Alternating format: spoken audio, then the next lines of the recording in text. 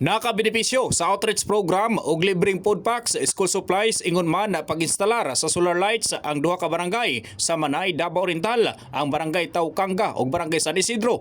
Gipasiugda kini sa grupo sa Mighty Roller Foundation ug Top Machine Enterprises uban sa Revitalize Police sa barangay Cluster 3 sa barangay Sawan, Marilog District ug pakigtambayayong sa RPSB Cluster 8 Manay. Una nga giadto sa grupo ang Matabang Elementary School ug Kapasnan Elementary School sa barangay Taukanga ug nag-instalar usab og solar lights, samtang sa barangay San Isidro natunulan sab og food packs ang pipila ka purok nga sakop sa maong barangay natauran og solar lights, ug ang New Madsayap Elementary School natunulan sab og printer og duha ka box sa bond paper. Ingon man ang Kapasnan Elementary School nakadawat sab og school supplies.